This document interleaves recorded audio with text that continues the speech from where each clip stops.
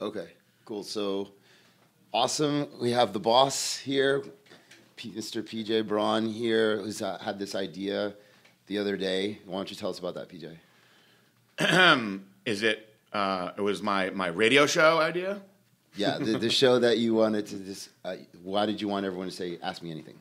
Well, and there's a couple of reasons actually. For starters, I never really do radio. This is not my thing. My old partner was more of the radio guy, and yeah, in fact, he has a radio show now. And seeing that, I figured, you know what? I am pretty damn good on the radio. We should jump back on, and you know, a lot of people don't know what's going on. They don't know what's going on with Blackstone Labs these days. You know, they didn't know that. Perhaps you guys don't know that we made the Inc. 500, which is something we've been celebrating since last week. We are the 27th fastest growing brand in the United States, and we are the only supplement company in the bodybuilding world to make the list. So that to me was truly mind-blowing and monumental. Yeah, I can't even. I'm awesome and grateful to be part of it, but that's like PJ's wonderful being in charge and knowing what to do and putting out the amazing products, which now I have to fill his shoes and try and do that. So we're trying to do that for you guys, put out the newest and cutting edge stuff that nobody else is doing, not just your regular old stuff. And that is why we made it to where we did on the list, because we put things out that nobody else is doing. I wanted to also say there was a few people that asked about CEO PJ Braun. When they saw it, they said we thought that Aaron was CEO. And to be honest with you guys, we're both CEO. We're both CEO, and I guess we're both president also. When the company started in the beginning, the original paperwork only had my name on it.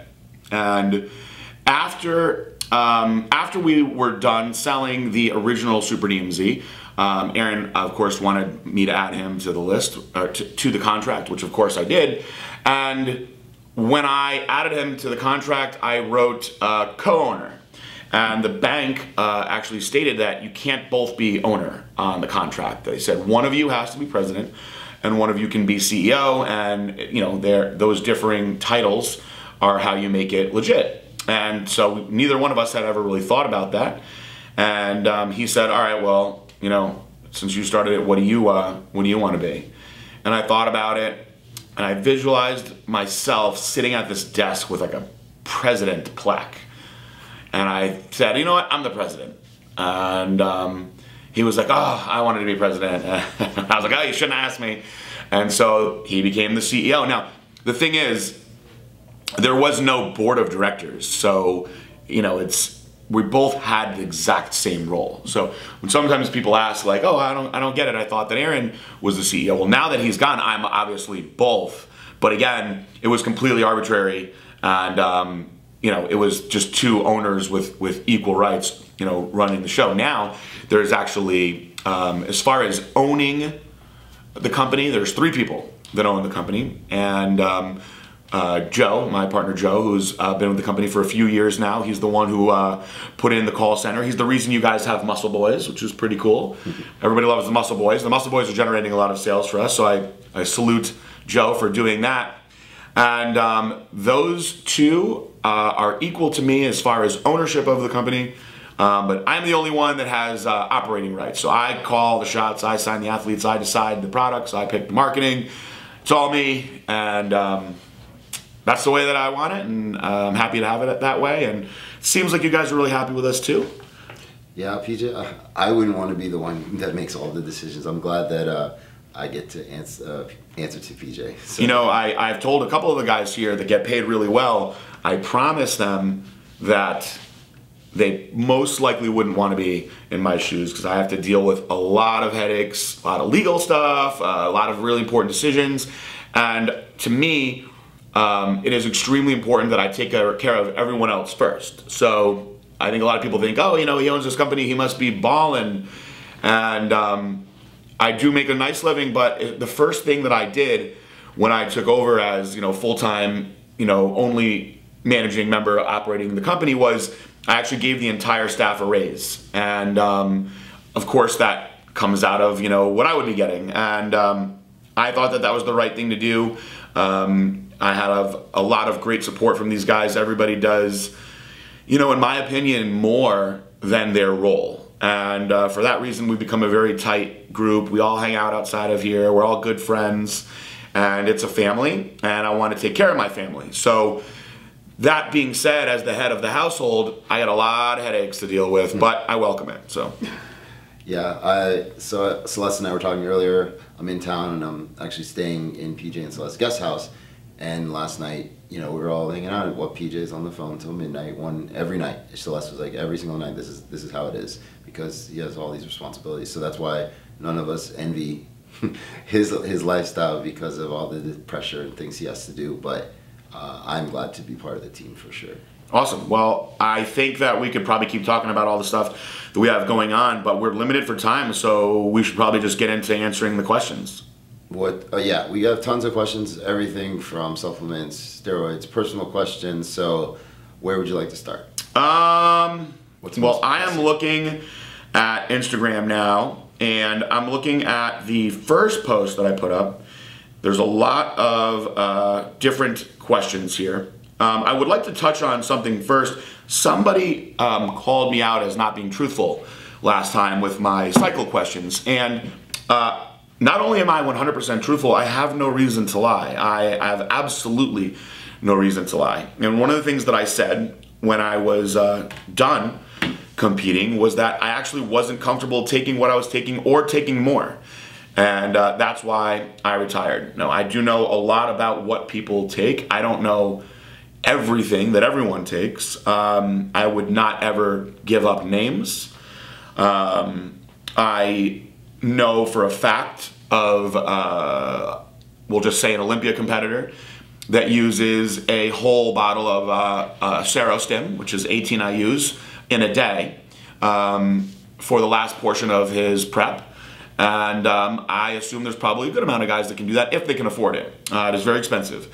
So I am not singling anybody out. I'm just telling you things that I know through discussions. And I'm also, I think it's very important that I say, I'm not condoning the use of steroids. I am not authorizing people on how specifically to use them. I am telling you things that I have done in my past and things that I have learned from my competitive career, and as well as coaching others, so that you can help not screw yourself up and get the best out of what you're doing. Really, you shouldn't be taking steroids unless you're getting them from a doctor, and that's the smartest way to do it. But I do understand that many of you will try to do things the black market way, and I'm simply offering advice on life lessons that I've been through.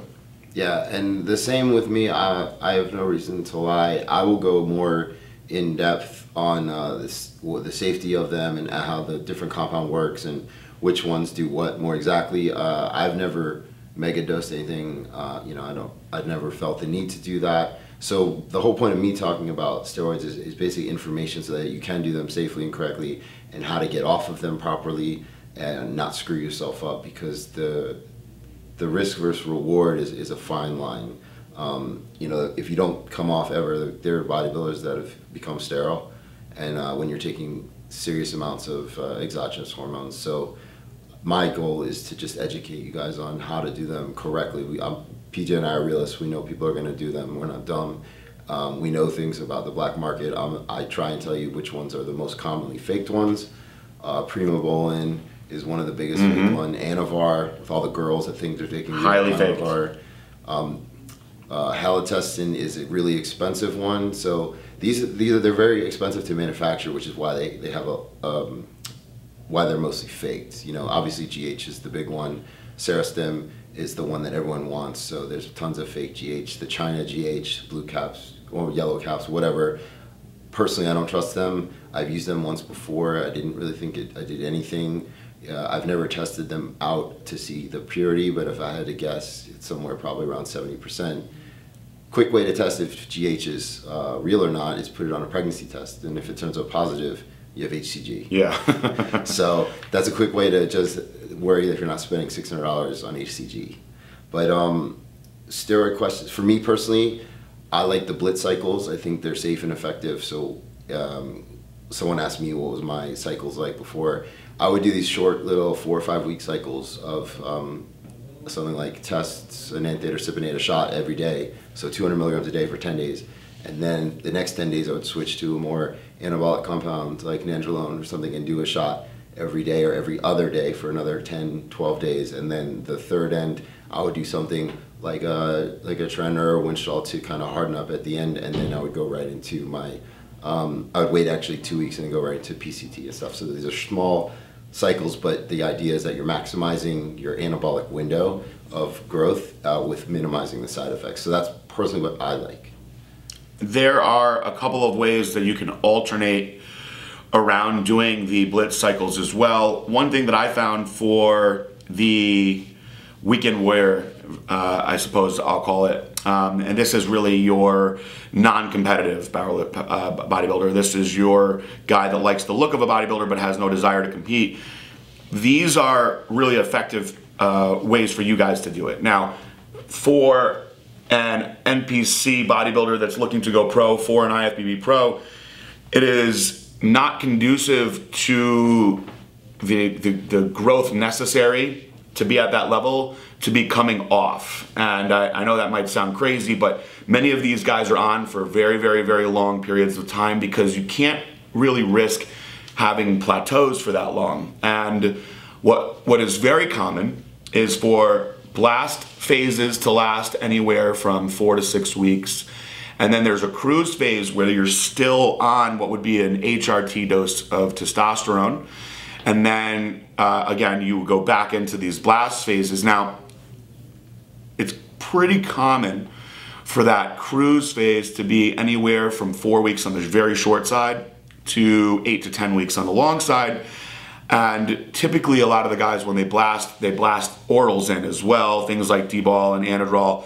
Again, it's 4 to 6 week periods like that. And one thing that I liked to do, much, much different, and I believe I did cover this on the last radio show, is I liked high doses of testosterone. So for me, I would be on 1,000 milligrams of testosterone, which was later in my career. Earlier it was 750, we'll say 500 at one point. And I would be on that for a minimum of 12 weeks. We'll say something more like 20 weeks. And I find that, yes, you can make gains fast on these blitz cycles, but to really solidify everything and keep it, really keep those gains, or I call mature the muscle. Palumbo used to call it that as well, is you have to get that size on and hold it for a while. So it's very common if you watch the guys that go up and down, these are the guys that typically blast and then come off. Whereas the guys that stay consistent, most likely they are on something consistently. And that is the reason behind that. I know for a fact that if I double my dose of testosterone, I'll probably go up 5-6 pounds. I'll harden up quite a bit. Now, if I go up to like 1,000 mgs a week and I increase my food, I'll start growing again, which is not what I want to do. And so that is why I don't do that. But this is something that's very common, with bodybuilders these days. The old days, I think a lot of people put time into PCT.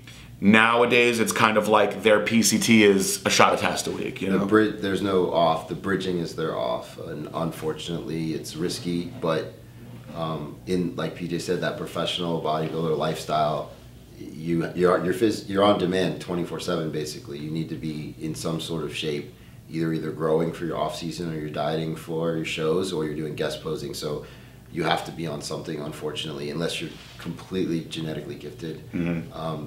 Some people do the HCG while on. My opinion on that is mixed. I recently got it prescribed from my doctor for doing HRT. He also gave me the HCG and told me to do small doses, 200 IUs every other day, to kind of, in his words, keep the engine going.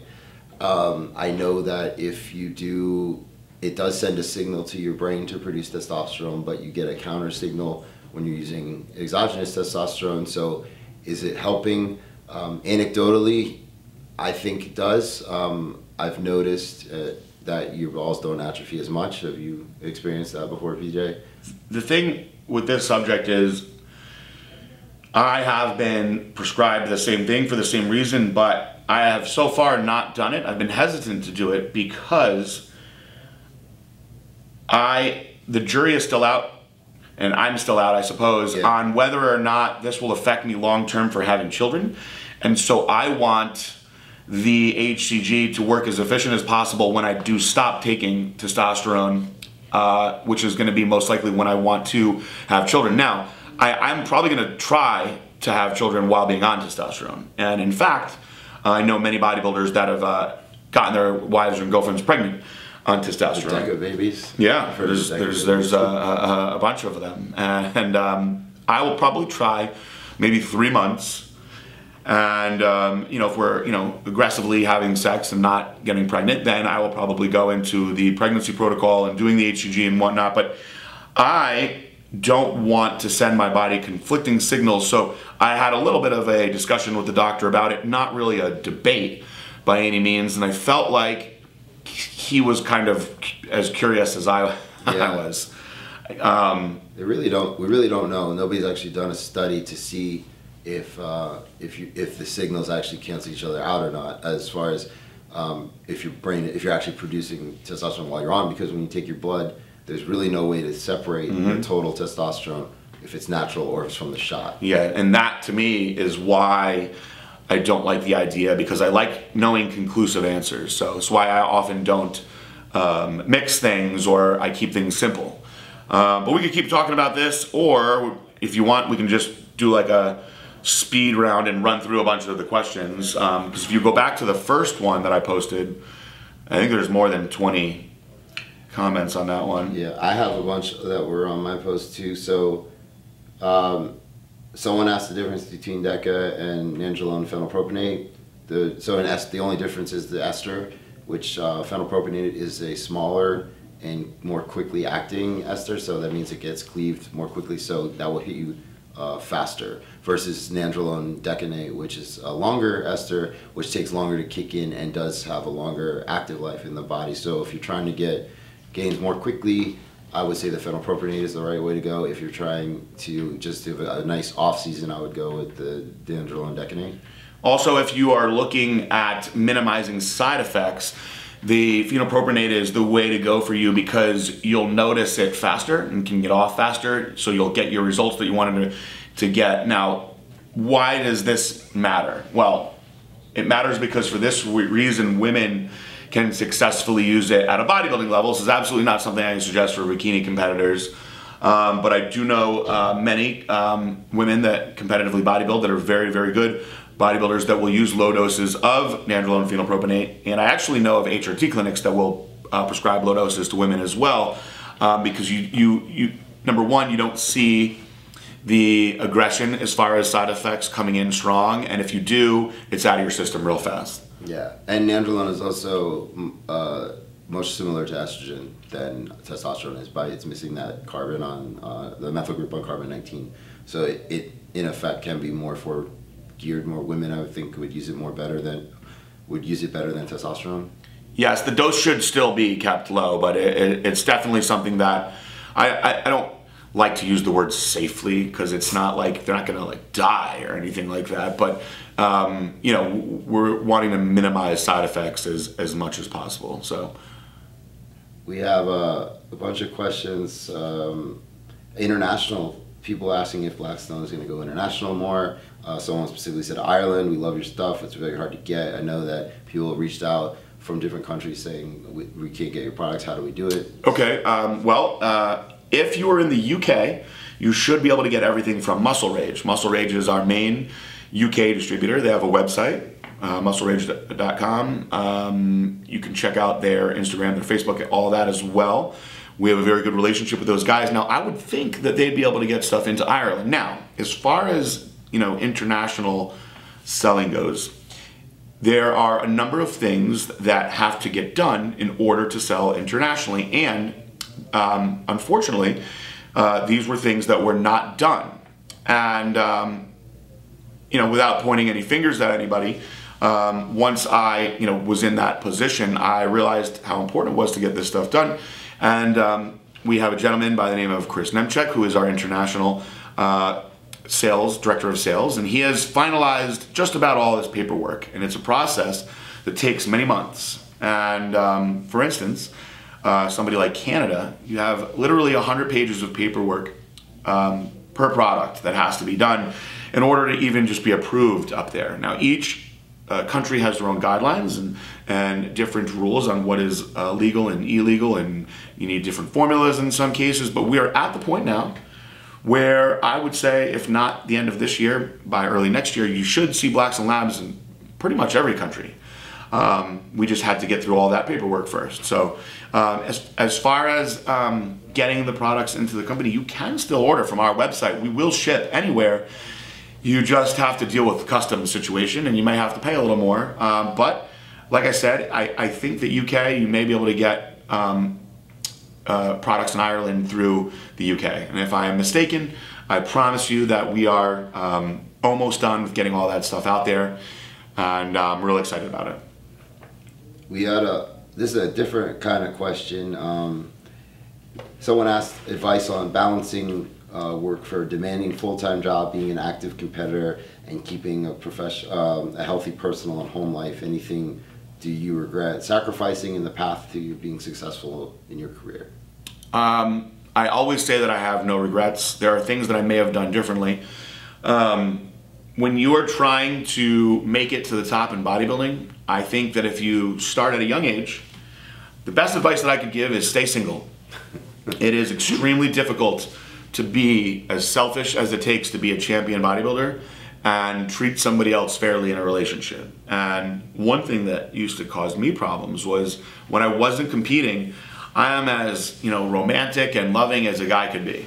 And when I get into competition mode, I shut down like a robot, and I'm extremely militant. And my mom actually pointed it out at a young age. She was like, you're sending such mixed signals to these girls because you're so loving and you want to do all this stuff and have fun, and then it's like you go into your prep mode and you get very quiet and you're focused on yourself, and they're like, what did I do wrong? I don't understand. And it's not them, it was actually me. So I had a lot of struggles as far as relationships go. I was actually with a girl for about 5 years in my early 20s, and she was an amazing girl. Her name was Nicole, and she was from the Bronx. Very good girl.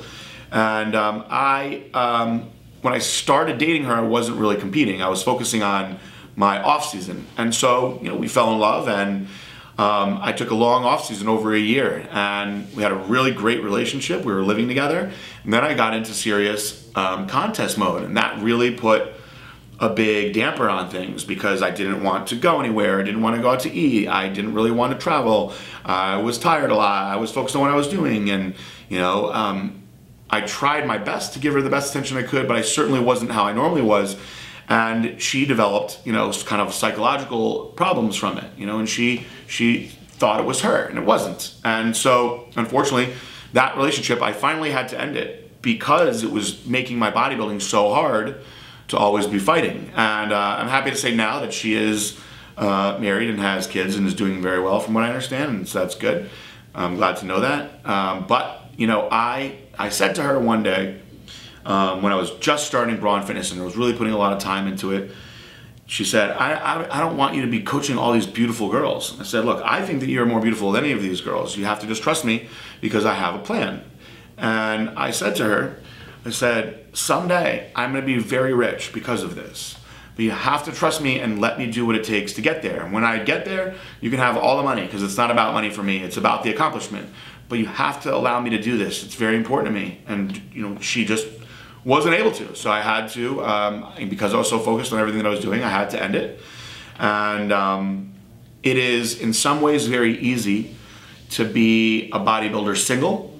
And in some ways it's difficult because you get into those last few weeks of the diet and psychologically you go through this phase where you become more emotional and you start doing a lot of thinking and reflecting, and it can become very lonely. And this is also something that happens, of course, to women when they compete as well, but most women are not using the hormones that men are using. And when you're at these high androgen levels and very low estrogen levels, it psychologically changes you. And I've seen a lot of guys screw up their relationships on things like Trenbolone because of how aggressive they were, and afterwards being like, what was I thinking, what was I doing, I was so mean to my wife. And This is something that I've seen so often that I've simply just decided you shouldn't be in a relationship if you're trying to be a pro bodybuilder. And if you are, you need somebody that is just the most selfless and really, really understanding person. And that person's gonna need to be there for you and be able to take care of you and help you when you need it. Otherwise, they're gonna be in the way. And I do see guys that find girls like that to make it work. I always was attracted to the very strong, independent girls, and that actually usually made it horrible to be training for a show, because they like things a certain way and they won't back down. And so because of that, arguments and whatnot happen. So I always said that I would never date another competitor. And the idea of two people doing a show at the same time seems just awful to me, but I do know there are people that find ways to make it work. Frank McGrath and Marissa, yes. Mm-hmm. I spoke to them at the Arnold, and they are happily in love, and they diet and compete together. And they said sometimes you just go in separate rooms, and sometimes you're very understanding. So the sword cuts both ways, I guess. Yeah, and I will comment and say that Frank's an easygoing guy. Yeah. And Marissa, from what I know of her, because she was with the company for a couple of years, I imagine her being pretty helpful. And could be wrong, but from what I know of her, I imagine her being pretty helpful and supportive. Also, neither one of them competes a lot, which is also a factor. So yeah, so if you're constantly having shows coming up every several weeks or whatever, I can see that getting in the way. Mm. To touch on the other part of the question, time management is a skill that is very important, and it should be learned early. I had to, when I was in undergrad, because I went back to school, I also had to work and support myself and pay bills, so that I had a job at a nightclub, so that I worked 4 days a week, from 7 p.m. to 3 or 4 a.m. And I went to school every day, and I was majoring in, obviously, in chemistry and physics. And I also had a girlfriend, and I also, was doing stuff on the side. And I didn't compete at this time, but I'm still active in, quote, non-competitive bodybuilding, which is what I do now.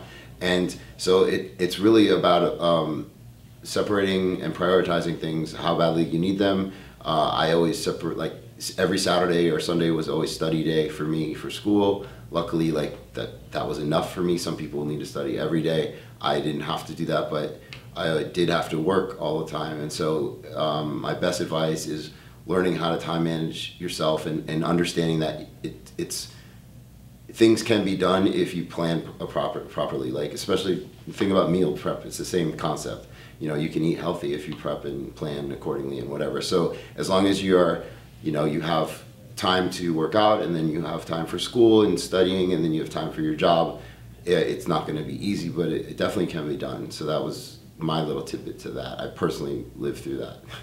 And in grad school it was even worse. Cool. So that is absolutely very important advice. I maximize the day every day. I do not sleep a lot. I don't have time to sleep a lot. So any bit of time that I can be getting something done, I have my whole life been like that, from when I had my first training business to where I am now with Blackstone Labs. And to be truly successful, I think, in life outside of bodybuilding, just period, you've got to really maximize your time. Yeah, I mean, just to be successful, I think nobody really sits on their butt. And when you have spare time, it's not really spare time, it's time that you can be doing something else. So personally, for me, I like learning. So in my time that I'm not at work or working on something else, I do like to learn that, and that will help me in the future for what I'm doing here. So I like doing that stuff. Cool. Let's see. You got a lot of questions. I see. Well, I looked on your page. I mean, I can. There's questions that I can answer very fast. So you want to just do that speed round? Yeah. Okay. Want to do the ones on your page? Sure. Let's see. Training question. Stubborn 14-inch embarrassing unproportional arms compared to other body parts in terms of arms, like wet noodles in your shoulders, but not lacking on the strength side. How do you get your arms to grow? Well, my philosophy on getting anything to grow is the same. I'm a volume guy. I believe in lots and lots of volume. So I don't know enough about what your training style is. If you're strong, maybe you're training too heavy, and that is something that I see quite common. The biceps are very, very small, little group of muscles. The triceps are also a smaller group of muscles, although they're considerably larger than the bicep. They need to be approached, in my opinion, with lots of volume, but they also need to be placed in your workout at the right times. So when I see guys training their biceps hard after a back workout or their triceps hard after a chest or shoulder workout, to me, I think that is counterproductive because you're already stimulating that muscle that day. So you've gotten some great stimulation. You should leave it alone and consider that a day where you actually train that muscle. When you train your back, yes, you train your biceps a little bit as well. So you're going to want to have their own day where you prioritize them and really get the volume going. And when you do your back heavy, you do a lot of rows, or let's say you deadlift, dumbbell rows, whatever. The brachioradialis gets so much stimulation that you're really bombarding that joint. And so for that reason, I think that bicep training should be conservative on weights, but really, really high volume in reps. So I always felt, even when I was training really heavy before all my injuries, that my arms responded better to things around the 15 rep range than they did in the 8 to 10 rep range. And I also often took many of my sets up to 20, even if it was a barbell curl, which most people don't. Also, you'll typically use better form if you're not going too heavy. So my advice to you is get into some volume training. If you already have been doing volume training, try prioritizing them on days where you're actually working the opposing muscle group. So on your chest day, you can throw in a little bit of biceps at the end. I would usually throw in one exercise, and I would do 4 sets of like 20 reps, all pump and squeeze, just to really focus on getting some extra blood in there. And I do think that you can stimulate some extra growth that way without overtraining the muscle. There's also something to be said about some recent data that supports that when you train like that, your body releases a little more growth hormone. And if that is true, then you would be increasing your likelihood to grow. And for that reason, that is why I always added in, I always thought my biceps were weak despite my arms being big, so I always added them in a little bit on chest day, and I also added in rear delts a couple days a week as well to get some extra stimulation. You can absolutely do that. Yeah, another thing that I've talked about before is blood flow restriction. It's more of an advanced technique, but it's same principles as far as the sets are high, doing a lot of volume and getting blood in there, and the theory is you're releasing a lot of growth factors at that time. So that's another thing you can look into. Supplement suggestions and advice, gray market area included for postmenopausal women. Postmenopausal women, I haven't gotten too many of those. Well, good news for you is you're at a point now where you've seen a massive swing in estrogen. So it truly depends on whether or not you are treating the menopause medically. Because if you are, and you're on some sort of estrogen progesterone combination, that affects things differently. My advice to you post-menopause would be to get on, I am an advocate for women of the creams. And you can get a progesterone, even low testosterone cream. And they'll actually help you keep your body fat down. Mm-hmm. It's not going to make you jacked by any means. It's not going to be, like when a guy takes testosterone, but it will make you feel good, and it'll help keep your body fat down. You also may want to look into Armour Thyroid at that point because of the slowdown that happens with the thyroid production in postmenopausal women. So as far as gray market stuff goes, I mean, are we talking SARMs? Are we talking peptides? I'm not a big peptide guy. I know that there's some people that are really into peptides. They kind of came around more at the end of my career, and I don't really see a use for them in my life at this point. Your buddy Boston Lloyd likes them, though. They're all about the peptides, right? They're like Team 3CC, and it's all peptide stuff. Yeah, I mean, I personally, I didn't use them when I was competing, and I don't feel it's necessary for most people to use them. I think that many of them are probably fake also. Mm-hmm. And that's another reason why I wouldn't want to use them. They're very expensive to manufacture. Like real IGF, when I was in grad school, I had access to anything that we ordered through chemical companies. And I remember looking at things just out of curiosity. IGF-1 for 1 milligram, I think, was almost $500. Yeah. and we're talking 99% pure, like receptor grade stuff. So these people selling for $50-$60 a bottle. Is it IGF? Is it 10% pure? Is it 50% pure? Who knows? I do think some peptides have some good things about them. I personally like Frag, HGH Frag. Mm-hmm. I've seen good results from it. But you never really know with these lyophilized powders what you're really getting. We only have like a little bit left, so I kind of wanted to bring the big question. Are you ready for the big question? Okay, let's hear it. I don't know what the big question is, but we'll answer it. What happened between you and Aaron Singerman and the split of the company? What are your thoughts on his company now? Well, there's been a number of questions like that out because I haven't really spoken on it. And to be completely honest, the reason that I haven't spoken on it is, as per the agreement, I'm actually not supposed to speak on it. So when people say, like, oh, PJ's not saying anything, I signed an agreement that said that I wouldn't. And as that agreement was executed, there was a portion in the beginning that said we would agree on a press release. And, all three of the owners agreed on the original press release that was written, and it was stated that was going to be really the only thing that was said. And so from there, I've been just focusing on Blackstone Labs. As far as how I feel about Redcon One, I feel pretty much the same way as I do about any other company. I don't think that anybody is even close to doing what I do with Blackstone Labs. If that sounds arrogant, I'm sorry, but my company's on the Inc. 500 and yours isn't. And as far as is it my competition? Yeah, everybody is my competition. But again, once you use Blackstone Labs, you're not going to leave Blackstone Labs. And I guess I could say that imitation is the most sincere form of flattery, because there's a few companies that are trying to be like Blackstone Labs. It's not just Redcon. You've got Primeval, and I actually like Justin that owns Primeval. So they're all competitors in some way, but we kind of stand alone as far as what we do and the products that we put out. Yeah, I think that I don't. It's not my place to speak on anything that happened with them, but as far as product development, which is something I can speak of. I'm very confident in myself. I like to think that I know what I'm doing, and we have several new products that are coming out that really nobody else has. Trojan Horse was the first one I released, and there's no non-stim fat burner out there that actually works, and this one really works and has really good data behind it. So as far as Blackstone, the future for products, I'm very excited about what we're doing.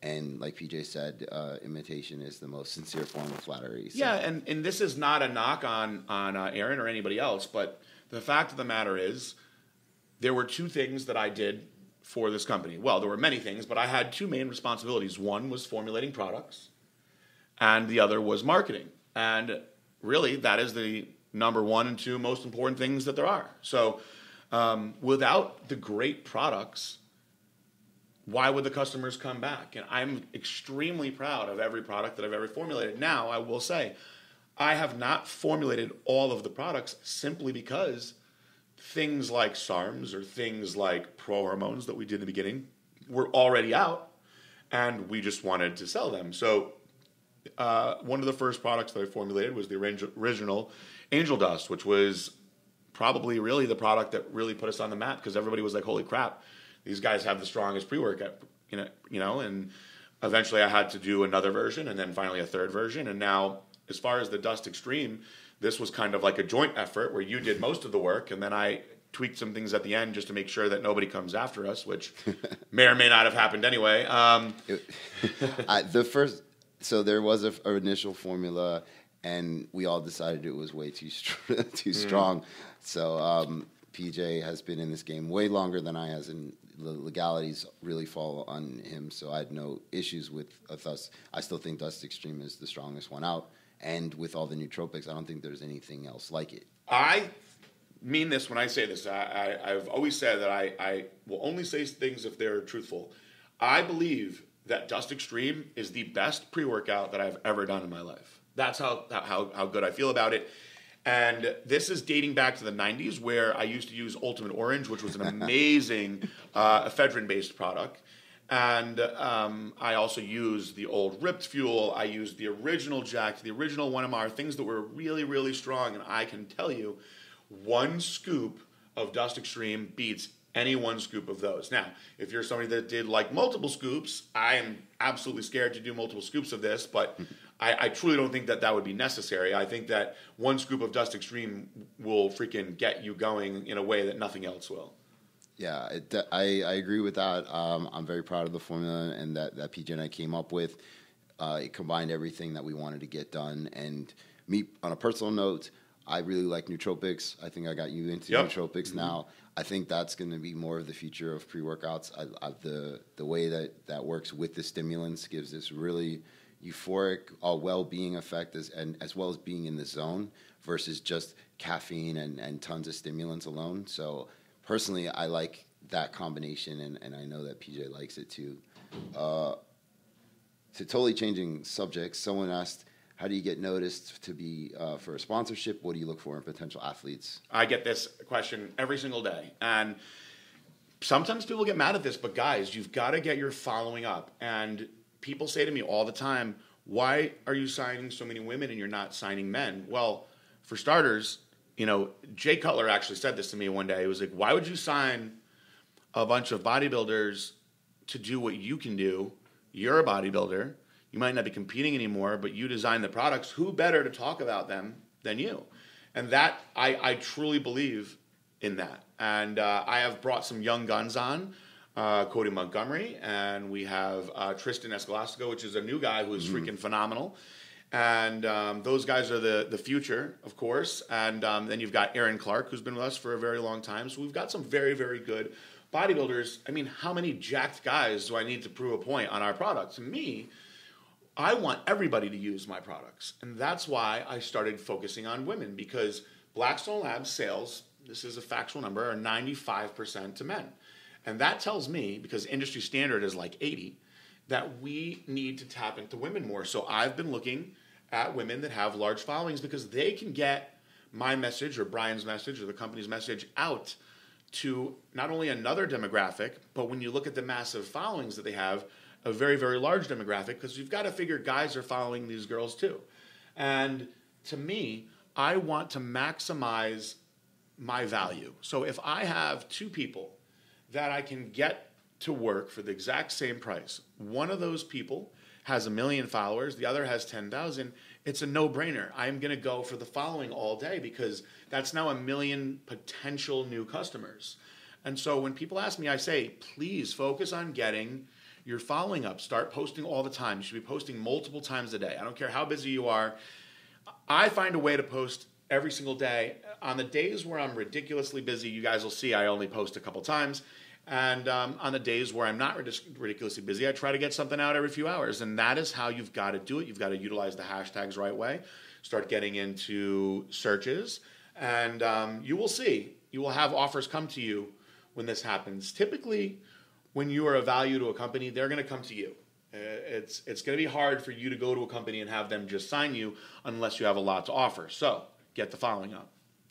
On a side note, kind of pertaining, I'm not an athlete by any means, but I did start like in my own following that got pretty big on its own, and companies did reach out to me, and I was simply just posting studies and things about ingredients and stuff. So if you're looking to, a lot of people ask me, like, how did I land my position, or I want to do what you do? One of the things was always, I was told, you got to get your following up on Instagram. I didn't even have Instagram a year ago. So I had to learn from my friend Chris, who's the CEO of my LLC, and he helped me figure out how to use Instagram and how to post. And then companies would reach out to me and give me their supplements. Hey, can you do a review on this? What do you think of this? And they start to respect you and see you as a reputable source of information. So I feel like you can also, you don't always have to post pictures of you working out or in a bikini or whatever. Like, yeah, sex sells, and if you're trying to be a promotional athlete, that's probably the right thing to do. But if you're trying to be more than that in the industry, you can also show the other side of you, and which is the route I chose to do. I personally don't like putting pictures of me up on Instagram, and you'll never see a picture of me in the gym. I really just want to give out information to people and show everybody how to do things safely and properly, and what's coming out in the future, what's the new things to look at, stuff like that. So it's PJ's the one who taught me now more how to get onto searches and stuff, and it's a very complex thing, and PJ's really, really good at it. So if you haven't listened to his podcast about how to get on social media, that was a really good one. I'll do another one of these days. I'll set it up. A lot of these questions are still cycle questions. One was, what was your first cycle ever? What was your best cutting cycle? So how did your body respond? Side effects, stuff like that. I know we talked a lot about juice, but is there anything you wanted to add? They can go back and listen to the old episodes, right? Yeah, we have that episode where you talked about your true competition cycles and stuff. I bet you guys didn't listen to that. Go back and listen to the first show that I did, because we spent like over an hour talking about cycles. Yeah, 2 hours. It was long. And as far as, I will give you guys a couple things right now. I'll toss these out. This is just some speed round big things. My favorite drug by far is testosterone cypionate. I will probably be on it for the rest of my life. I will say the most aggressive cycle that I ever did was 250 milligrams of cypionate every other day with 100 milligrams of tren every other day. And I did that 2 different times. One time I ran it with 50 milligrams of Anadrol. The other time I ran it with 50 milligrams of D-bol. Anadrol does mess up my appetite a little bit. Now, while I was doing that, I was also doing GH. I typically used around 4 or 5 IUs a day of GH. And when I was really, really cranking and getting big, I was using insulin. I liked fast-acting insulin. I liked Humalog or Novolog. And the most that I would ever do was 10 units 3 times a day. Breakfast, pre-workout, post-workout, which is a lot. However, there are guys that do more than that. Now, there is another way that I did experiment with insulin that also worked very effective, is with all my carb meals, I took 2 or 3 IUs of Humalog or Novolog, and I kind of treated it the way that people would be treating our product, Glycolog, now. Like, I treated it as, specifically, I wanted to use it as a nutrition practitioner, and that's why I did it that way. I did feel that I stayed leaner when I did it that way. However, I didn't get the big kick of the pump and everything else from the low dose around the workouts like I did with the high dose. As far as cutting, I do not feel that Clen and T3 are necessary. However, I do know how to use both of them very effectively. The way that I utilized Clen at the end of my career was much different than in the beginning, but I found that Clen should be used 2 weeks on, 2 weeks off, and I did a very small tapering up and tapering down. So I'd start with 20 mcgs, do that for a couple days. Then I would go to 40 mcgs, then 60, and usually 80. And around day 10, 11, I would be peaked around 80, maybe 100, depending on how many times I had done this 2-week blast. And then I would go down 80, 60, 40, 20, and stop. And at that 14th day, that would be my last dosage, I would go into 2 weeks of L-carnitine tartrate in high doses. So do 1,500 milligrams 2 to 3 times a day. I did do some stuff with Benadryl as far as experimenting with like the bro science behind, like, will this really help upregulate my receptors? I do not feel that it did anything other than make me go to sleep at night. I do think that if you utilize the Clen in the 2 weeks on, 2 weeks off, you will find that you can use less of it and still have it be very effective, as opposed to there are many people that start Clen earlier in their prep and just simply keep adding more when they feel like it's not working. I also feel that is the more dangerous way to do it, because I've seen people get their dosages quite high. I mean, as far as your average guy that's not competing, if you can't get huge running like 750 mgs of test and maybe we'll say 300 to 400 mgs of DECA, you really, you're doing something wrong. Either you're not eating nearly enough, you're not training right, or you just got cursed with genetics, which I think is a small percentage of people. If you're going to take it to the stage, yes, it is completely different what you're doing. And if you listen to the last episode that I did with Bryan the first time, you'll hear that stuff on there. To touch on the clenbuterol and Benadryl thing, from the research I've read, it doesn't work. Benadryl is an histamine, and it does the drug that actually does upregulate your beta-2 receptors is ketotifen, which is also an antihistamine, but they work differently. And there is research to show that one actually upregulates your receptors. That being said, I still don't recommend you being on Clen for 12 weeks, your whole prep. these are the things you add in the last couple of weeks when you're trying to really dial in the details. The diet, I think diet and cardio should be the most important thing.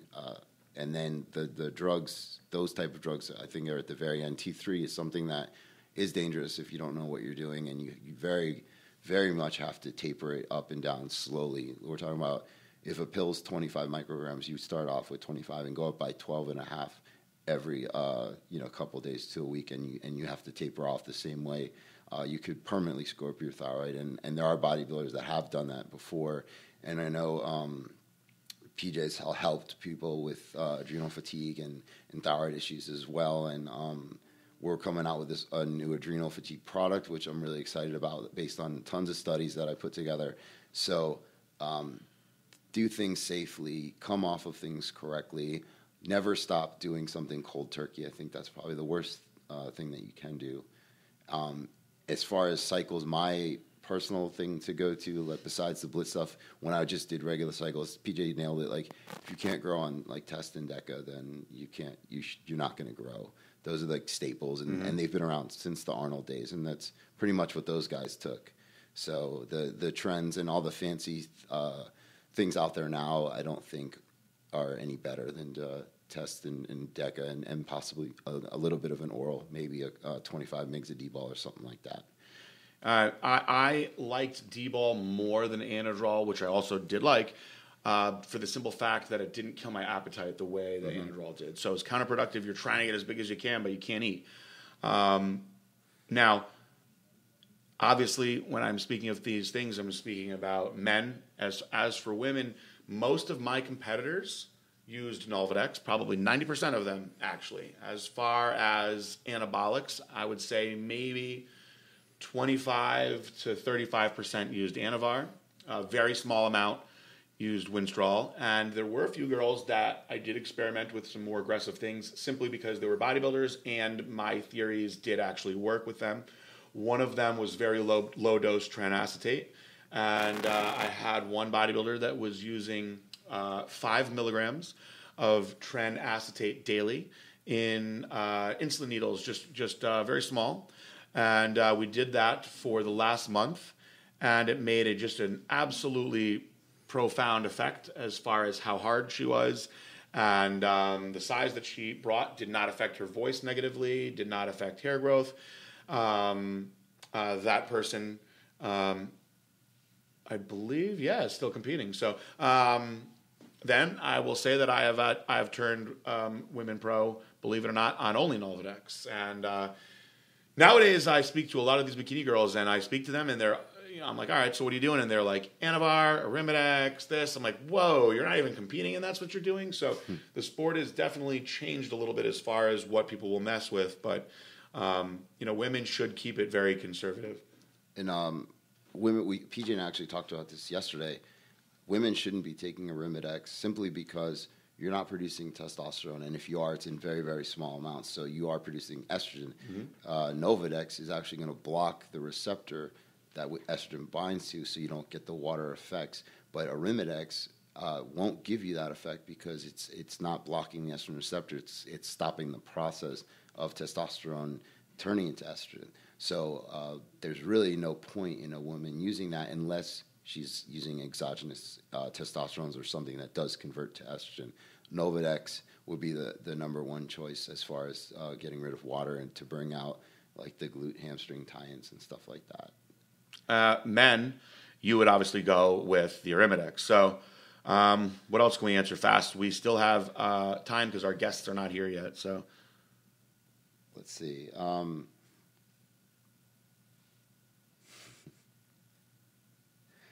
I don't know. People, what do you want to know about products coming out? We just finished up a cool joint product that I'm very proud of that's in the works. I talked about the adrenal fatigue one. I have a really cool idea that I spoke to PJ about last night that involves actually getting blood work done and testing to see if my theory is right. I don't want to give too much about that away, but I read a couple papers and the theory sounds really good, so I'm pretty stoked to do that one, but that's a little bit in the future. Working on a bunch of stuff for cortisol doing research now on natural cortisol inhibitors and maximizing that stuff. Little things that, like, again, PJ and I preach, like, supplements aren't the answer. They're exactly what they do, the supplement to everything else. So if I can give you something that gives you an extra 5% or something like that, that's the goal. And that's what I'm looking at now. I'm trying to think of what are the little things that people are missing and that can make them a little bit better. So it's not just the pro-hormone days anymore, and it's not everyone has a pre-workout, which we're very proud of ours. Hype, I've been getting a lot of questions about hype. We may, fingers crossed, have the original Hype V2 formula, which PJ and I both really loved, work out for us. We'll know very shortly, and if that works out, that will be out soon as well. The very first product that you guys will see, like by the time this radio show is up, you'll probably start seeing a little more of it. Is we have a product called Fast Food, and the product is done and ready to go. The final batch of it is actually supposed to be here today or tomorrow, and this product is a meal replacement that is made with all real food. So it's similar to Rich Piana's product. And but I would say that ours is specifically better because ours has protein, his does not, and ours is vegan friendly. So there's really no one that can't utilize this product. You could also use it as a weight gainer, like as a mass gaining shake if you're looking to add extra calories. And it's made of oats, sweet potato. There's a little bit of blueberry in it, yams, pea protein, and I added in some MCT oil because I wanted there to be some fats to make it really complete. And as far as what's in each scoop, you're going to get, I believe this final batch is going to be 20 grams of protein. I would like to say 25 grams of carbs and 10 grams of fat per scoop. Of course, you would, as a guy, want to double up on those scoops. As a woman, one would be plenty. And really, if you're really trying to go hard, guys, I mean, you could use numerous scoops of this stuff, and I'm really excited about it. We're calling it Fast Food because it's basically, blended up food. That'll be done very soon. You'll probably see the joint product, I would hope maybe in a month. You would probably be able to get this adrenal product out not too long after that. The Hype, there is two versions. One version I can have out pretty much immediately. The other we may have to wait a little bit on. We may want to wait because it is a really phenomenal product, and we apologize for not getting that out yet, but we want to put out the best. That's what we do. So yeah, and if you listen to the podcast, Celeste and I have talked about this with dealing with certain things like patent issues and stuff like that. So it is a headache, but like PJ said, I would rather put out the best product and wait on it than put out something that's inferior. And not saying that it is inferior. It's in my opinion inferior to the best product that we have. Mm-hmm. So with that being said, what flavor is Fast Food again? I think I'm going to call it sweet potato pie because it's like it does have the yam, slash sweet potato in it, and it kind of tastes like candied yams. It's like a sweet cinnamony, like sweet potato flavor. So it's really tasty. I tried to do a chocolate because who doesn't like chocolate, but it just didn't taste right with the quinoa and the oats and everything. And yeah, it just didn't taste natural, and I really wanted it to push like the natural route on this one. I think that nowadays that is a trend that we're seeing staying, and I'm happy to see that trend staying because I actually used to blend my shakes with oats at one point when I was young, and I used to actually do this carb concoction where I would mix up oats and sweet potato and banana together. And so to think that you could just drink that down now for efficiency, I really like the idea of that. It's definitely different than anything we've ever done. I see a definite demand for it in the marketplace, and that's why I want to get that out. We should have had a joint product by now. I just never had a formula that I really believed in until Bryan came out with his, so we're excited for that. And we have some other projects, non-bodybuilding projects, also non-Blackstone Labs products like my brownie. You guys are going to go nuts over this brownie. I have a vegan brownie coming out that is going to blow everybody's mind, including Lenny Larry's, because it's going to sit right next to that cookie on the shelf, and you're going to definitely eat this brownie instead of the cookie. I'm extremely excited and proud of it. We also have Entice male and female formula, which is my male enhancement product. You guys know I like sex, and I used to talk about what was happening when I was taking large doses of our product Hype, which caused me to experiment with some of those doses in another way. And I had this product going for a while, and then I abandoned it for about 6 months, and I brought it back, and that will be releasing September 1st. Very, very excited. Yeah, and the women's one is using ingredients that you wouldn't really think, because men and women respond differently. You can't just boost women's testosterone. So the women's version is actually really cool, and there's some good research on it. I think that women are going to be pleasantly surprised with that one. Yeah, especially because the women's version actually works in an hour. The men's you have to take daily. You could double up your dose and notice a little bit of a boost, you know, in a day. But it's a daily enhancement product. It'll improve your lifestyle. It'll boost your testosterone. It will increase the size of the orgasm that you have, including the volume of your semen. And so this is something that you have to just keep loading in your system and stay with. But as far as the stuff that's out there, like, you know, Enzyte and, you know, those other products, I feel that our ingredients are superior to what I'm seeing out there, and I always go hard on dosing. Let's see if there's anything that sticks out at me that we didn't answer. Someone said they want to hear the Jeep story. Is that a story? Yeah, a lot of people wanted to know the Jeep story, and I wanted to do like a big grand announcement for the Jeep, which I didn't ever really do, but I bought Celeste that Jeep from, it was made by Sobe Jeeps, but I got it through Excel. They got it from Sobe Jeeps. And I did every possible thing that you could do to make a Jeep awesome. I mean, literally every add-on you could think of. And it was the most badass Jeep ever. I've never seen one as badass as this. I've seen some that were really badass, but not with everything that this Jeep had. This Jeep was a $93,000 Jeep. And I bought it for Celeste for Christmas. And she only drove it to work and back, which is very short, and also very straight and flat. And the first month we had it, it broke down. And it broke down when she was in Sunrise, so not close to where we live, and it wasn't in a good area either. And you know, the poor girl was on the side of the road, had to get a tow all the way back, and it was at night, and you know, things happen, so it was no big deal. It wound up being something electrical. We had it fixed. Well, about maybe 2 months after that, she was driving one day and the axle breaks. And this was really frustrating because she wasn't off-roading or doing anything crazy like you would think would be done in a Jeep. And so again, she's stuck on the road. Fortunately, one of my friends was close by. They picked her up, had it towed to get it fixed. Now this is where things get kind of messed up. For starters, it sat at a place for a week where it shouldn't have sat, because it should have just went straight to Sobe Jeeps. So a whole week wasted, then sent to Sobe Jeeps. They then told us that some of the parts were not available. They were on back order, so we had to wait. Finally, after 7 full weeks, so almost 2 months that my wife didn't have a car. Of course, she was using one of my cars, but still, that was her car. Not too shabby of a replacement. Yeah, she was driving the Corvette most of the time. So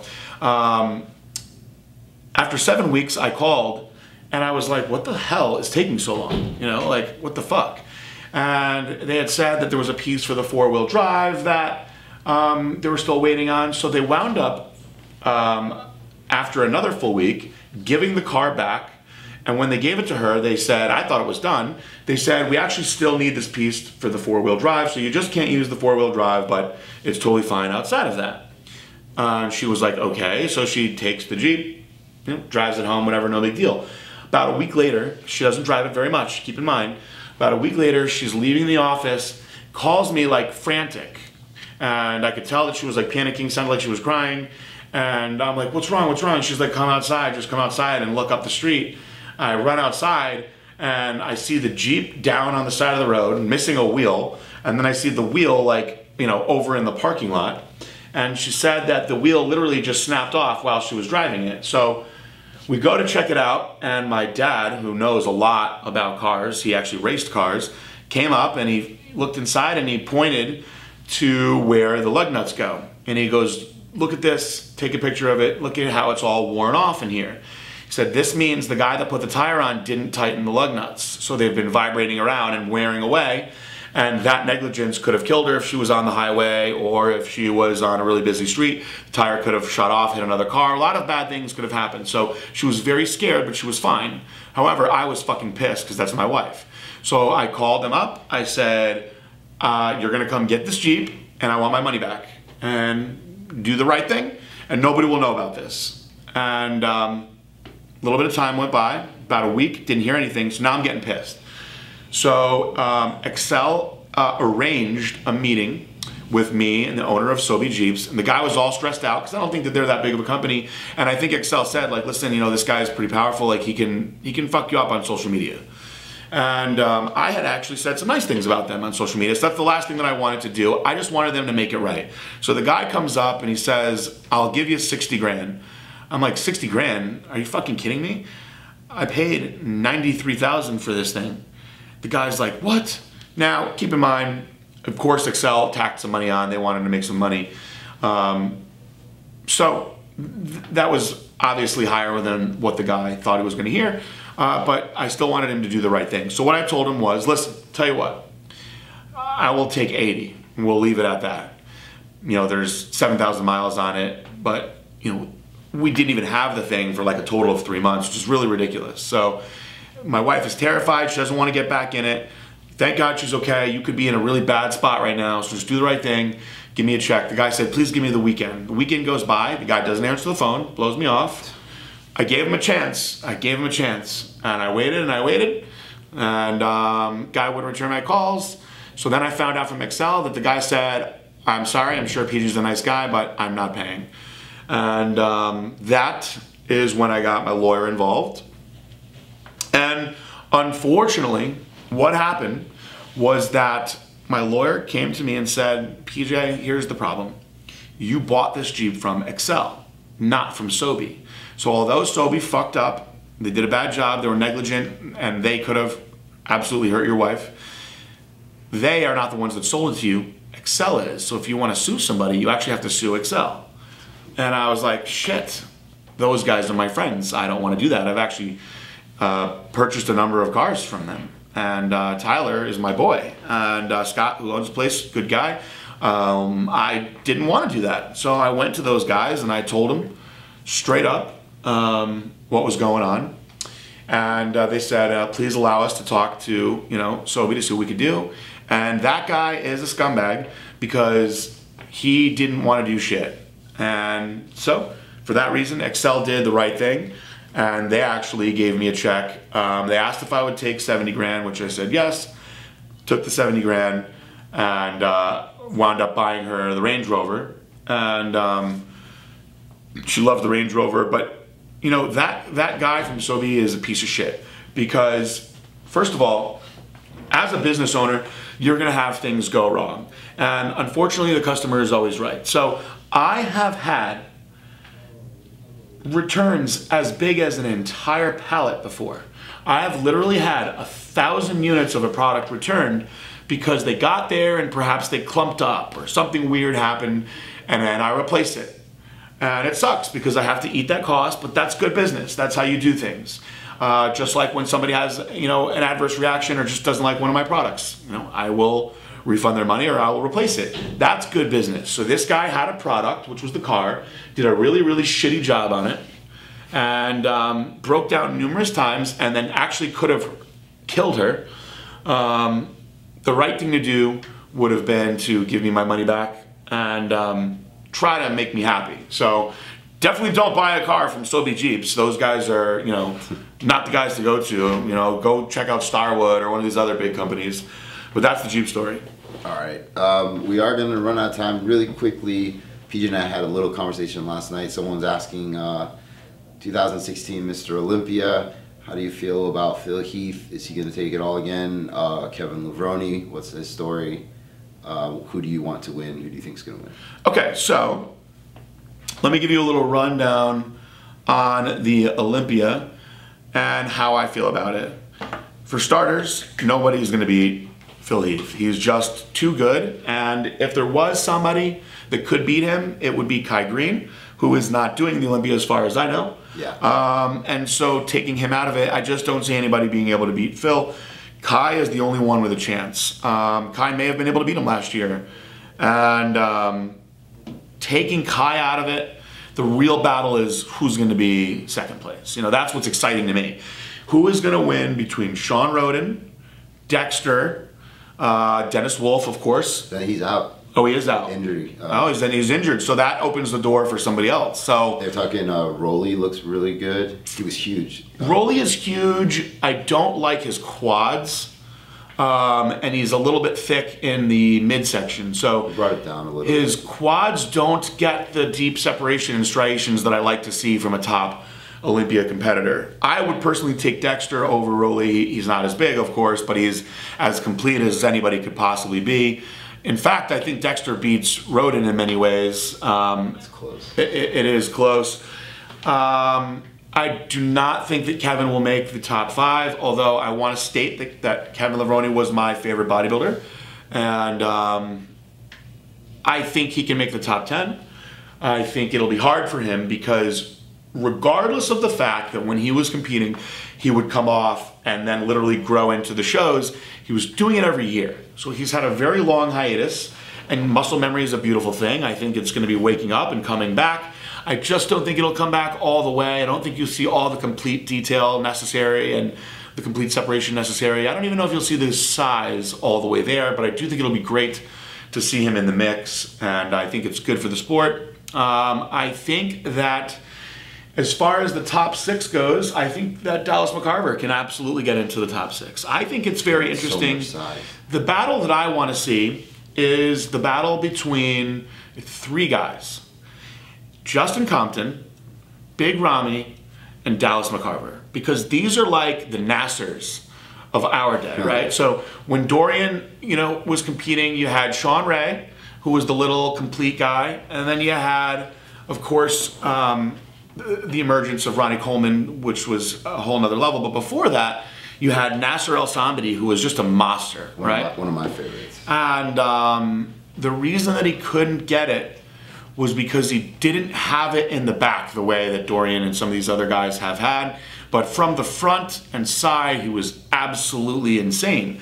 So these guys are like the modern versions of him. They've got some height, and they've got serious mass. So I'd like to see them all next to each other and see who comes out on top. That being said, as big and freaky as they are, I don't think that they'll beat Dexter and Roden. So I don't think that Compton has the lines. He's definitely got the size. Like when he got 3rd at the Arnold last year, I thought his stomach was too much. His abs don't get really tight; they're shallow. But he's got great separation, shoulders, arms, tons of mass. Legs are huge. I think if he can tie it, if he can get his conditioning down, just in the midsection, I think he would be a top 5 guy for sure. Big Ramy, if he actually comes down a little bit in size. I saw pictures. Which is what we say every year. But no, he doesn't. He has on that, what is it called, the anabolic chicken? Is that what's over there? Right? Isn't that what Victor Oxygen Gym is where these freaks come from. And man, they just grow and they grow and they grow.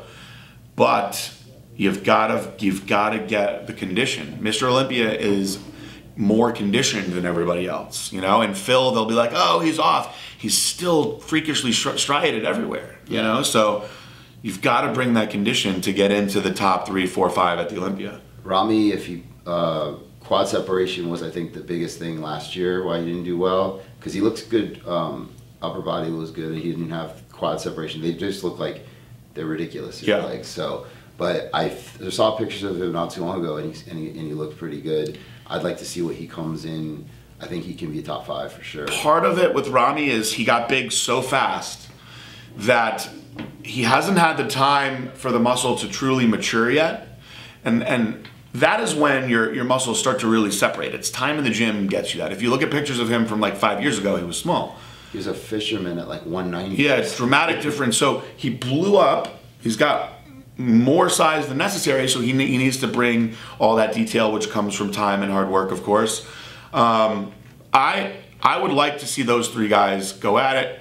I think based on what I've seen in the past 12 months, I will say Dallas McCarver gets that lineup. However, if Rami brings it in the right way, then my vote would go to Rami.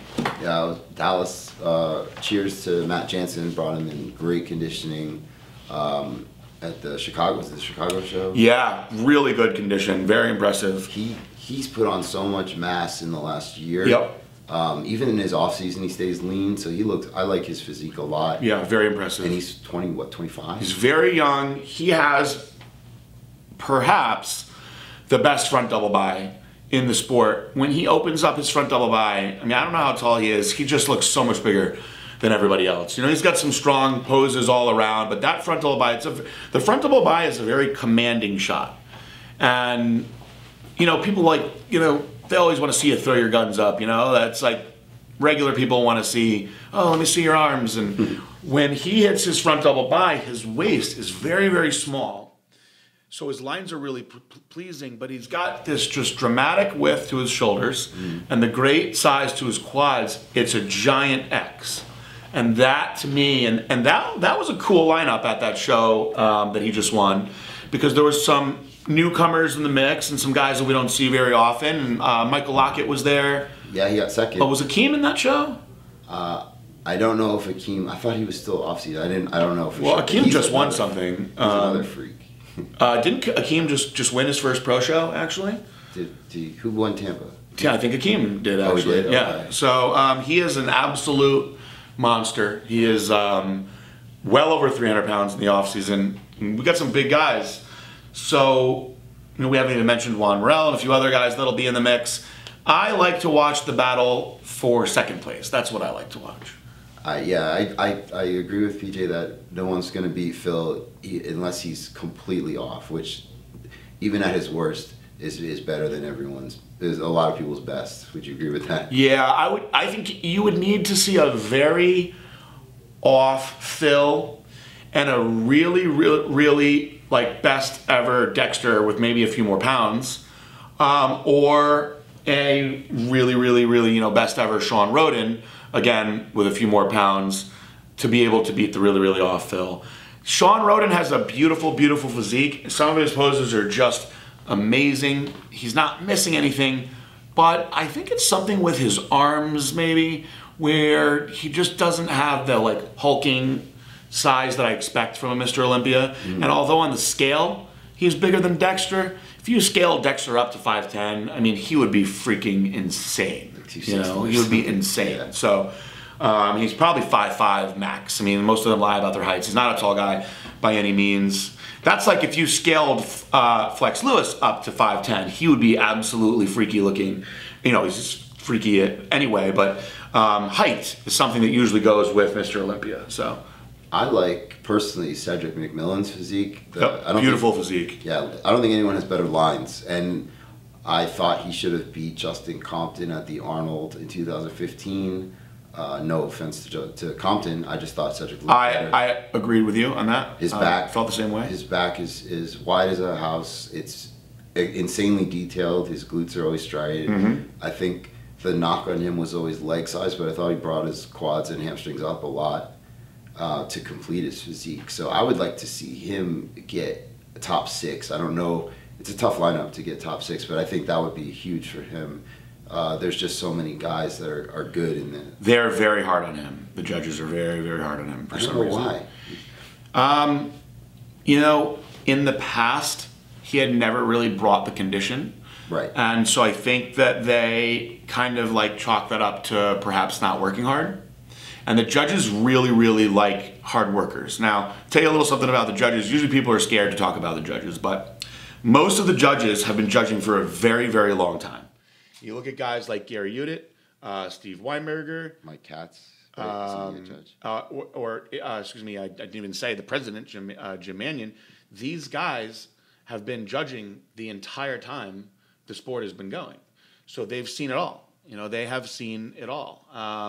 They respect hard work. So if they know a guy busts his freaking ass, perfect example, Branch Warren, they absolutely will look in the direction of that man more. than a guy that they see, okay, guy's got phenomenal genetics. I got to tell him he's got to get in better shape. And he comes in and he's not in the ideal shape. They do not reward that. They do not reward gifted genetics. You've got to put it all together. You get somebody that works hard with the gifted genetics, you get Ronnie Coleman. That's what you get. And you get a, 8-time Mr. Olympia. No, I don't think we'll ever see another Ronnie Coleman. We haven't so far, so. Even if Phil goes for 8, he's not Ronnie Coleman. Ronnie Coleman came in at 250 and almost lost to Jay Cutler, and then the next year comes back at 290 or something stupid.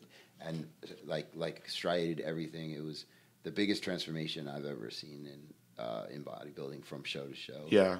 I don't think we'll, no knock to Phil, but I don't think we'll ever see another Ronnie Coleman again.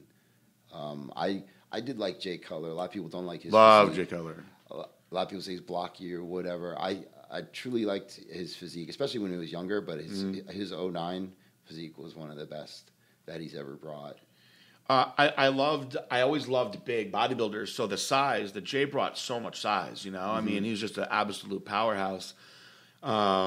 And there's another guy who busted his freaking ass, and you know, a guy that I'm proud to say that I'm friends with, and still bust his ass, you know, to this day. Looking through, I think we did answer most of the questions. Yeah, somebody said, who was your motivation in the gym? I think you said, was it Levrone? I know he's your favorite bodybuilder. I went through different phases at different times. So I'll tell you, when I first started working, people know the story of my dad. That's where it all came from, and that was for football. I got really, really into the freaks at an early age. So I was a Dorian fan, had my Dorian poster. I was a Nasser fan. I liked Ronnie Coleman, of course. I loved the big guys.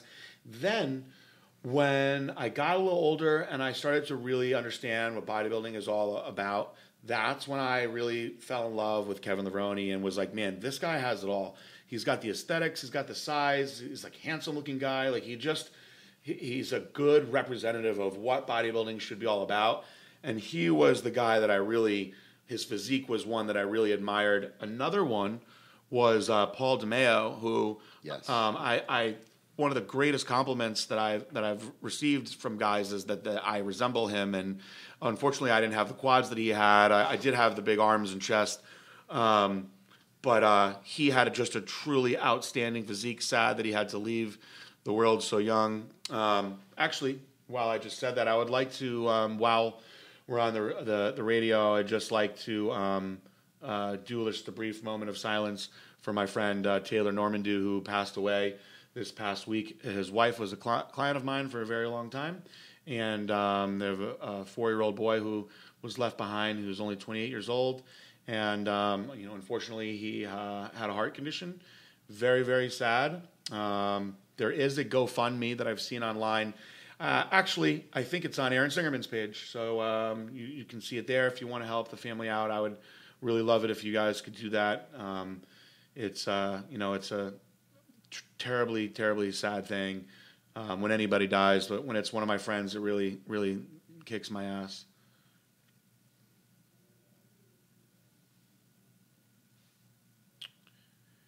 And, well, do you think there's anything that we missed? I don't know. We had a lot of the same questions. I think we hit almost everything. Big things are coming in here. I'm excited to go to the Olympia and be at the booth again. Arnold was amazing. It was funny for me to have people come up and want to take a picture with me.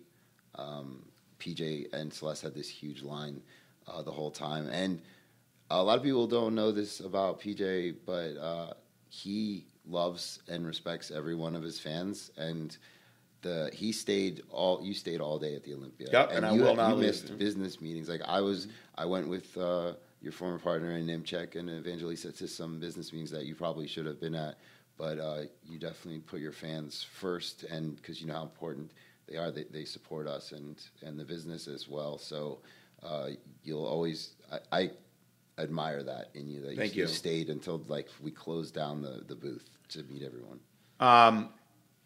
There are a couple questions that I can actually answer like fairly fast that are here. One of them, why don't you buy Aaron out? I do not believe the option is there. And also, I am not even close to rich enough to do something like that. Another one was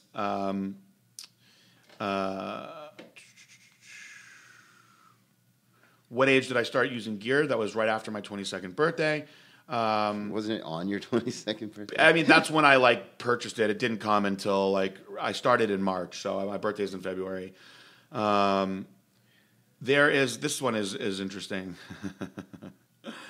When signing up new people to your companies as representatives, do you have some safeguard that protects your brands against any lasting damage that we see increasingly used? For example, photoshopping when representing your companies, which not only ruins the person's reputation, it also transfers to the company they represent. This is, of course, in response to what happened to Shreds recently. And, well, it really depends on if you are only marketing on social media. It is going to be tricky to find out if people are using Photoshop or not. There are experts out there, the Photoshop Nazis that I call them, that figure out all this stuff. I know most of the people that I bring on to the company. And I will tell you that sometimes things can even slip by me. Are you green friendly? Yes. Sorry, really quickly on that last comment. Did anyone ever surprise you? Like you've seen them in photos, you spoke to them on the phone, but when you actually met them, they were not what they represented? Yes, quite often. Most of the girls actually, and this is going to sound very assholey, are disappointing in person. They know their angles. They know how to use lighting. They know how to use the filters where they make themselves look very good in these pictures. I've met a number of girls that I was excited to meet or perhaps sign that when I met them were, probably, 5, 6, 7, 8% body fat higher than they are in all their pictures. You're like, whoa. Now, that goes back to what I said in the beginning, though. If it is all on social media, how do you really know? So that's the tricky thing. Is Boston Lloyd right about you being a pervert? Absolutely. I am a sick, disgusting freak, and I have always said that since I was young. I love porn. Been watching porn since friggin' as long as I can remember. I have... Who's the favorite? Who's the go-to? Well, my favorite is Kendra Lust. I've played her out in many ways, and I don't want to hurt her feelings by saying that, but I have played her out and moved on to some other areas. But I'm a fan of big boobs, and I love MILFs. MILFs is my favorite genre. MILF is the second biggest genre in porn. Believe it or not. Lisa Ann? I actually had Lisa Ann on my radio show, which was really cool.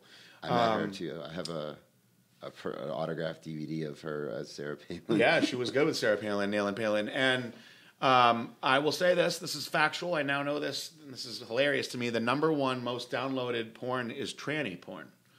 And I was very, very surprised to find that out. Yep.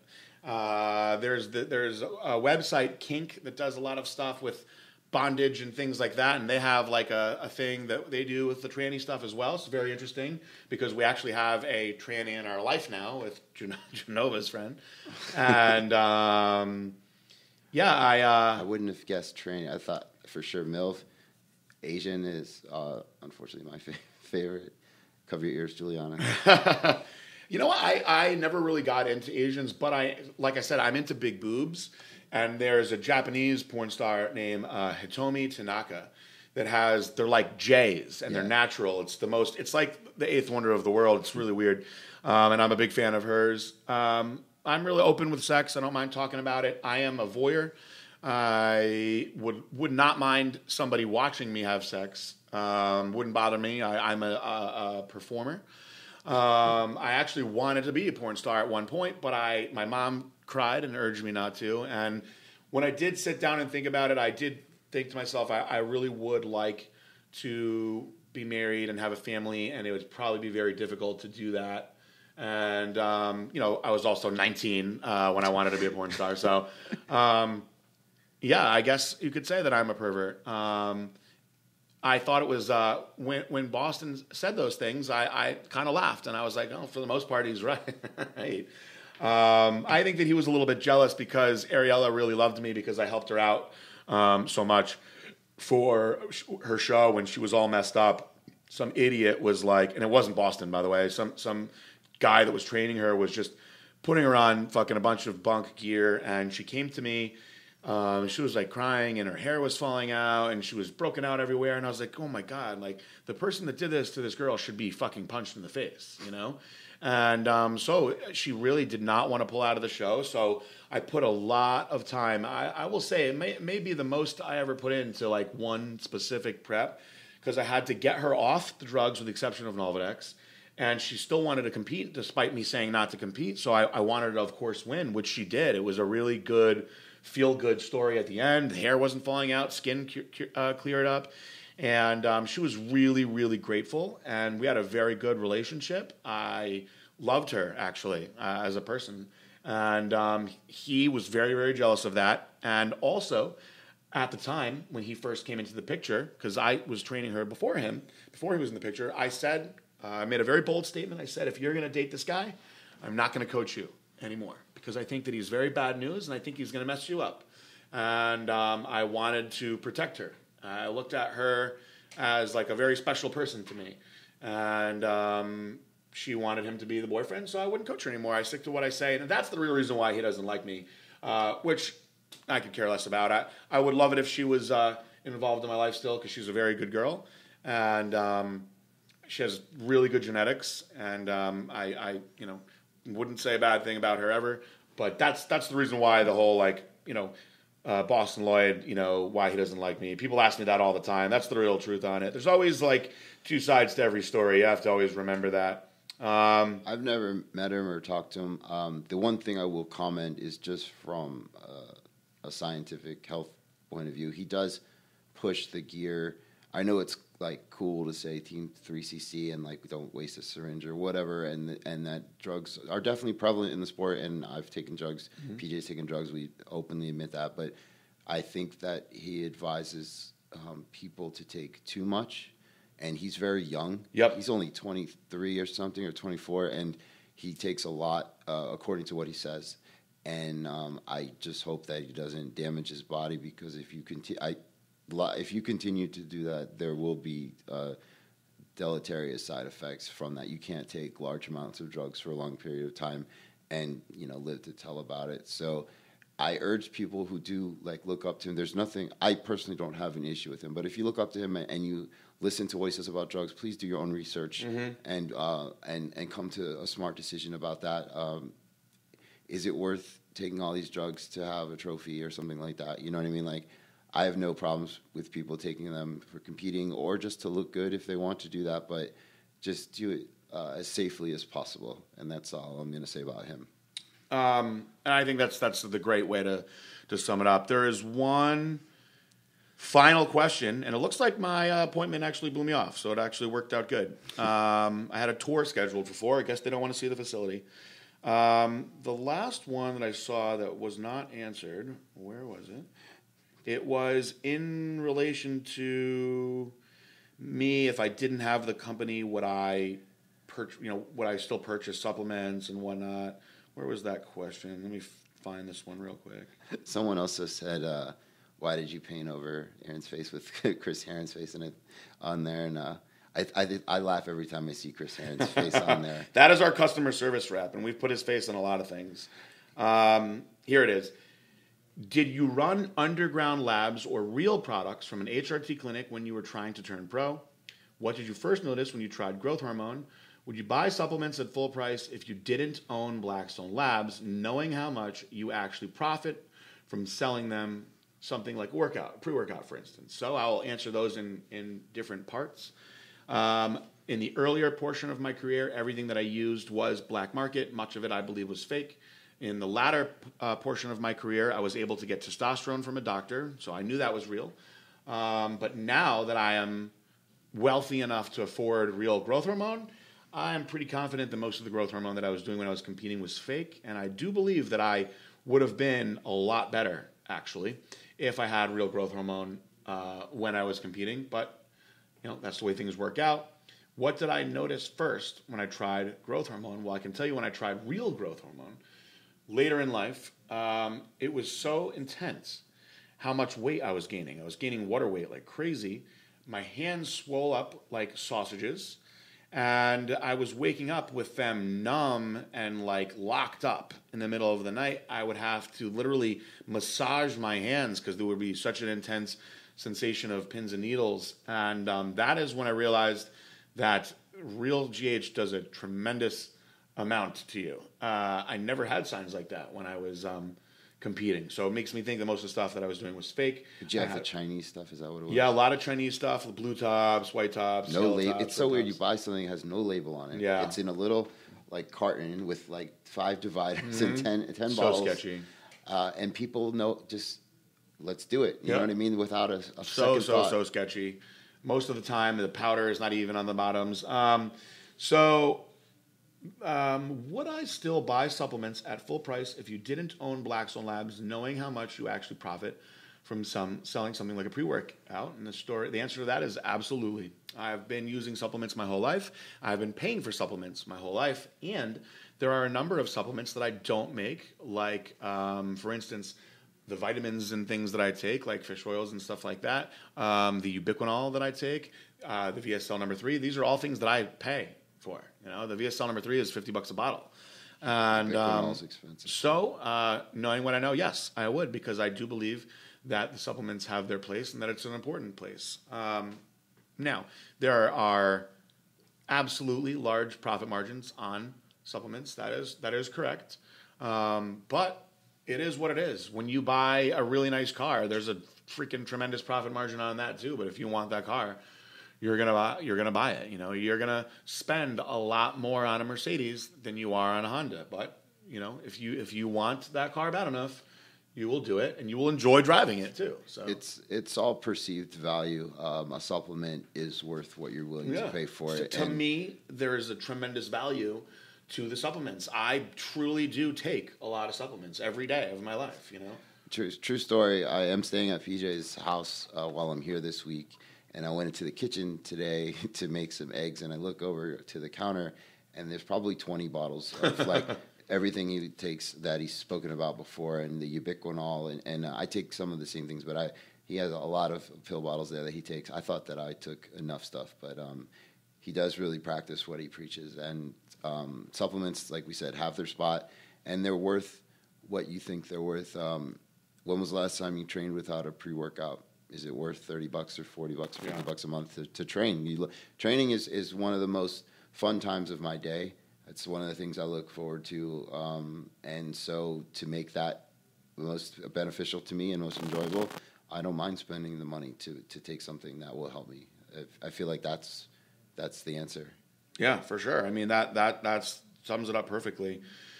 Well, we answered everything. We wound up being able to go longer than we wanted to, which is great. And this is actually good timing now, because now I really do have to leave. And this is the most free time not free time. This is the most time you've spent doing one task. It is. It absolutely is. I enjoy doing the radio. I want to be able to talk about different things. So I wouldn't want to continuously talk about steroids every week. Mm-hmm. There is absolutely a demographic for that, and people that really would enjoy it. But I've done a lot of that talk in my life, and I'd be more interested in talking about a variety of things. Maybe get Kendra. Maybe when Entice comes out, I was going to say maybe we'll get Kendra to come. That would be a cool show to get into. Like I just saw on there was a muscle podcast. I forgot the name of it, but they had one of my favorites, Rachel Starr. Rachel Starr, very good. Her and Kendra do a lot together. Yeah, and this was a bodybuilding fitness podcast, and I thought that was interesting that they had her on there.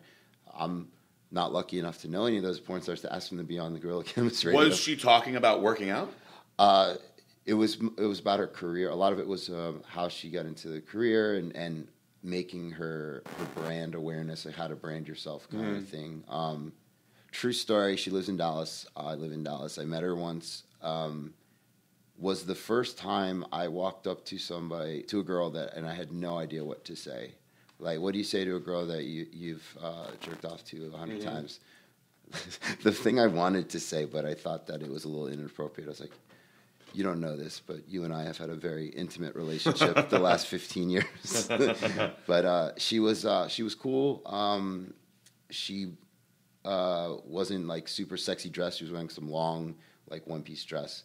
but she was definitely looked exactly like I pictured Rachel Starr looks, and that would be cool if we can get Kendra or any of her friends. Oh yeah, we're definitely going to set it up. And Kendra's a good sport; she will do whatever. So I'm excited to get her on. We'll really hype it up when we get her on. She's an awesome, awesome person. So much different than I expected.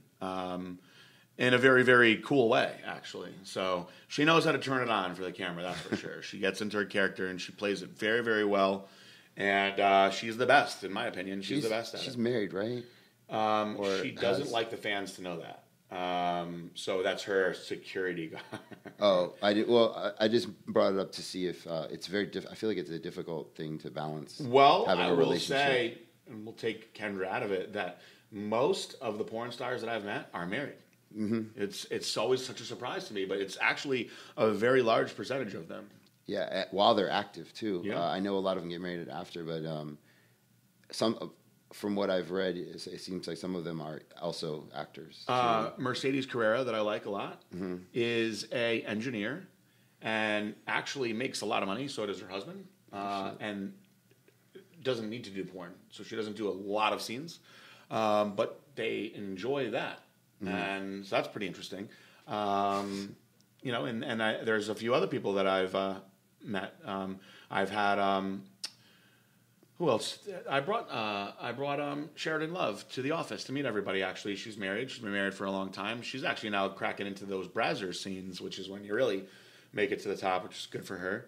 All right, let's wrap this up. I really appreciate you having me on the show. We'll make sure that we try to do this every time you get back in town. Absolutely. And like PJ said, I also will talk about whatever, but it's, PJ and I have talked about gear a lot, and I know people do like to hear about it, but we're open to anything. That's why PJ said ask anything. So I'm glad that we got to talk about some other stuff too, and not just what my cycles are and your stuff. So please, we'll put this link up as soon as possible, as soon as everything's finished and edited. And next time we'll post when we do this again. We'll put ask us anything, and let's do some different cool stuff. Okay, great. Thank you. Thanks, PJ. As always, thanks for tuning in, and tune in next time to Guerrilla Chemist Radio.